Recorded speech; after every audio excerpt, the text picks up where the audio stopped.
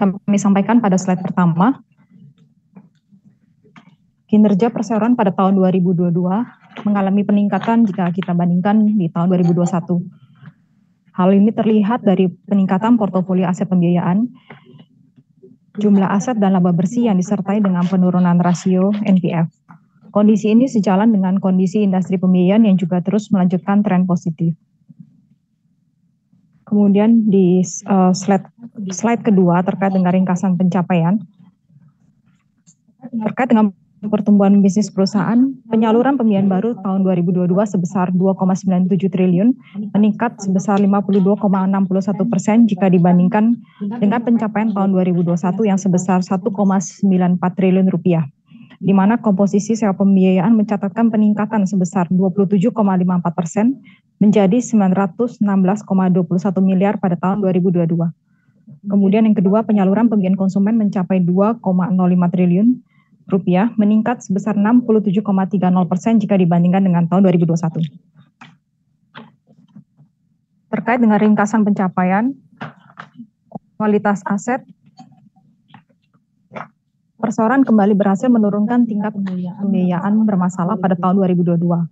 Kualitas aset secara nasional maupun bisnis unit mengalami perbaikan pada tahun 2022 menjadi 0,67% secara nasional, di mana komposisi untuk sewa pembiayaan sebesar 1,15% dan pembiayaan konsumen sebesar 0,51%.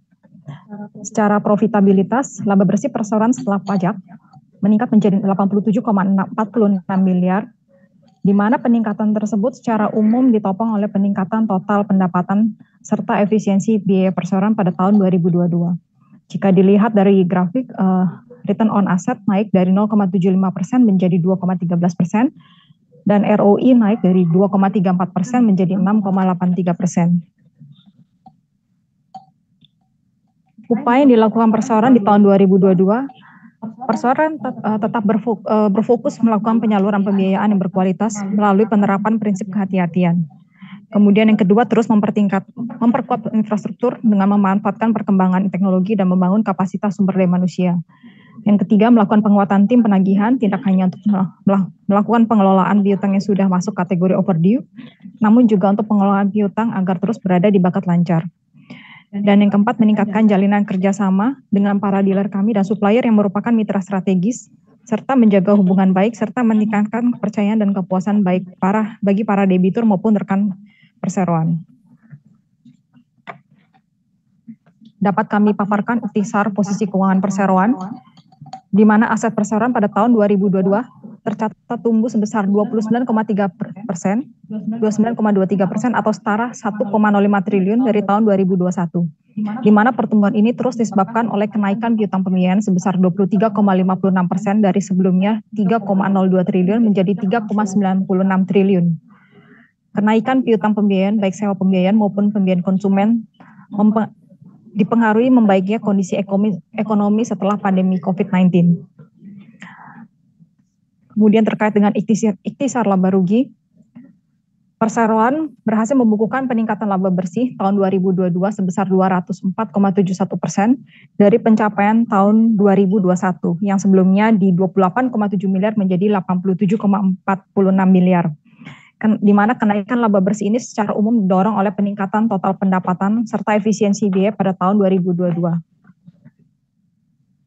Di mana di perseroan telah melakukan diversifikasi sektor terkait dengan sektor industri di tahun 2022 tetap didominasi oleh sektor pembiayaan di pertambangan sebesar 9,63%, di mana sebelumnya 9,8%. Kemudian yang kedua konstruksi sebesar 5,6% yang sebelumnya 5,22%.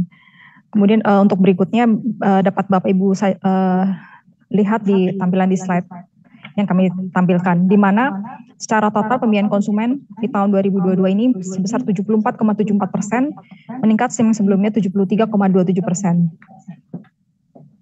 Untuk dari sisi barang modal tetap didominasi oleh alat berat di tahun 2022, alat berat sebesar 92,28% yang sebelumnya 90,75%.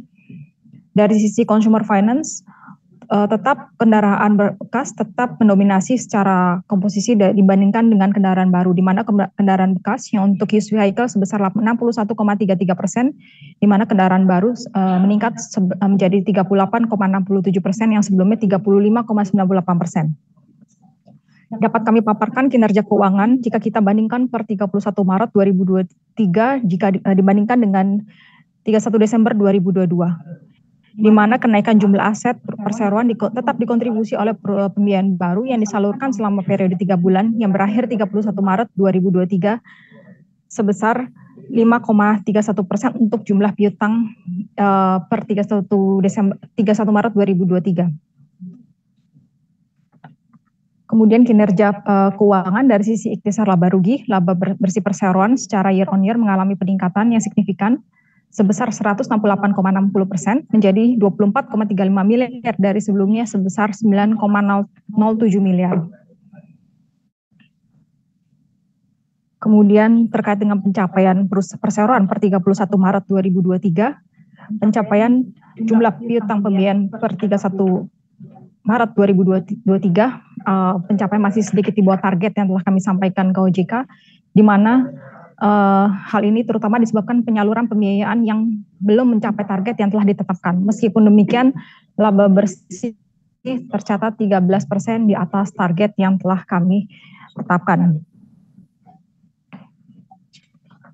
Dari sisi distribusi bisnis dan jaringan, untuk jumlah kantor cabang dan KSKC tidak ada perubahan, tetap pada 34 untuk tahun 2021 dan 2022. Terkait dengan jumlah karyawan, adanya peningkatan sebesar 676 karyawan di tahun 2022 yang sebelumnya 621 karyawan.